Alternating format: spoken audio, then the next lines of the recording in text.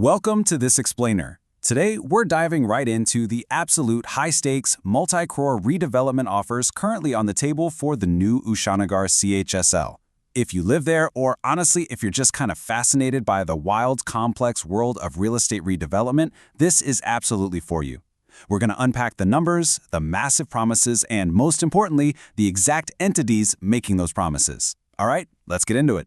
So here's the ultimate question we've got to answer today. You're sitting there with two massive, visually stunning redevelopment offers from two renowned real estate brands.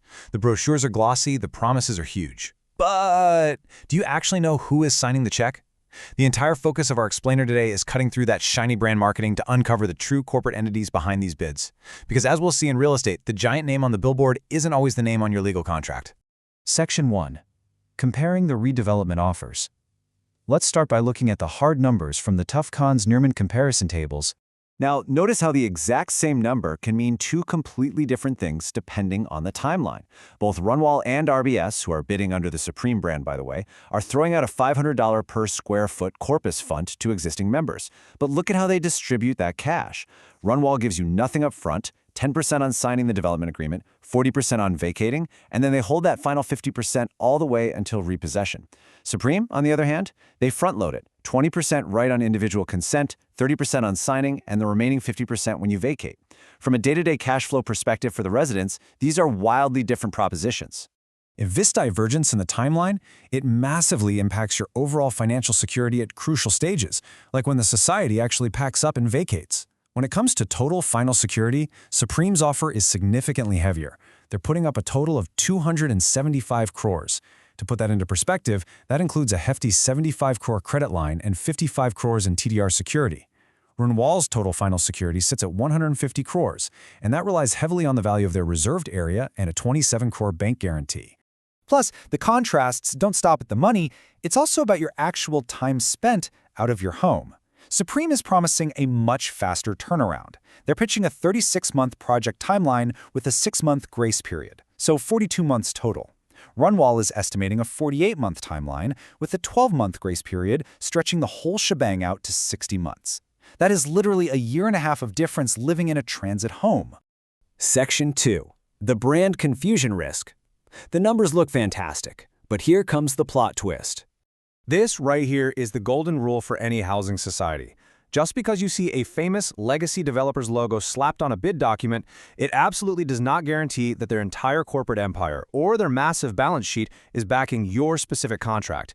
You could very well be dealing with a recently formed special purpose vehicle or a completely separate branch of a divided family business. Brand confusion is the biggest hidden danger here.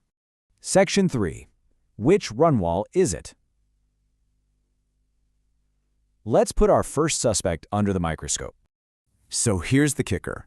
The monolithic Runwall brand, it's actually split. There are at least two completely distinct entities operating under that one famous name. You've got Runwall Realty, led by Sandeep Runwall, and you have Runwall Enterprises, led by Subodh Runwall. They've actually been operating independently since 2016. They have totally different leadership, different project portfolios, and entirely different financial realities. When you get a bid from Runwall, your very first question has to be, wait, which one? Because of this split, your due diligence has to be bulletproof. For example, Maharera's published list of lapsed projects includes one called Runwall Elegante. Does that mean the Runwall bidding on your project is risky? You literally have to check the exact promoter name to know for sure. You absolutely cannot mix debt figures between these groups.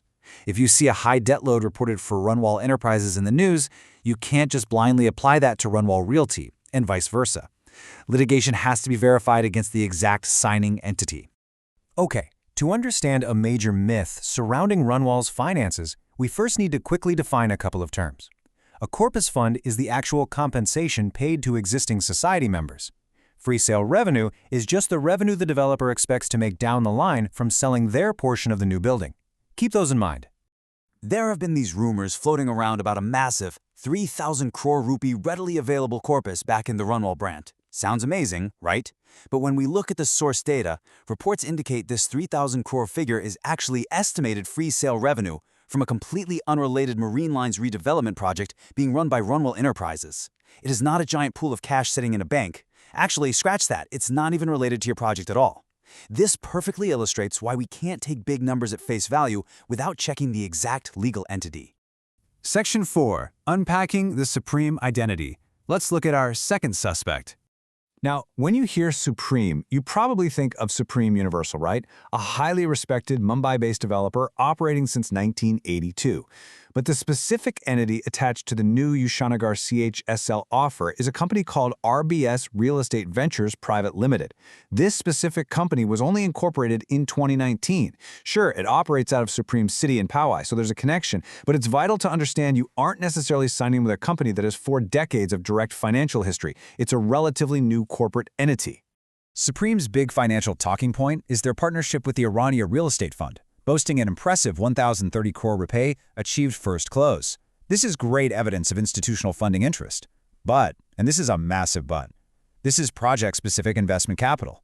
This fund money is deployed for specific approved projects. It's not Supreme Universal's unrestricted corporate cash that they can just use however they want for anything. Furthermore, if we look back at public credit ratings, an older 2019 rating for a related entity named Supreme Developers was BB+ or stable. In the financial world, BB+ means moderate credit quality, but it's not investment-grade strength. And again, this hits right on the head of our brand confusion risk. We just can't automatically apply a 2019 rating for Supreme Developers to RBS Real Estate Ventures today. This is exactly why your society needs specific, current financial guarantees. Section 5. Protecting your housing society. Let's talk about how to navigate all this. Look, we aren't saying you shouldn't sign with these developers. Both are major players in the Mumbai market. What we are doing is equipping you with a toolkit to sign safely. Before you take a vote, your management committee must demand the exact legal name and corporate identification number of the entity actually signing the agreement. Request 3 years of audited financials specifically for that entity, not just the parent company. And mandate strict bank guarantees for your corpus fund and your transit rent. If they have the backing they claim, providing these guarantees won't be a problem at all. Finally, get it in writing. Look closely at the exit rates, for example. RBS Supreme's proposal presentation stated they'd offer a highly attractive residential exit rate of 14,000 rupees per square foot if a member wanted to sell out.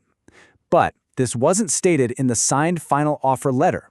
The rule here is incredibly simple. If massive promises are made in a PowerPoint pitch, ensure they are explicitly written into the final signed agreement. Presentations aren't legally binding. Contracts are. So as you and your neighbors vote on the future of new Usha Nagar CHSL, take a hard look at the paperwork. You're making a decision about your home, literally your biggest asset. Don't be swayed just by the glossy logo on the brochure. Ask yourself, do you truly know who is on the other side of that contract? Are you signing away your home to a massive real estate empire or just a shell company with a famous name? Stay informed, cut through the brand confusion, and always, always read the fine print.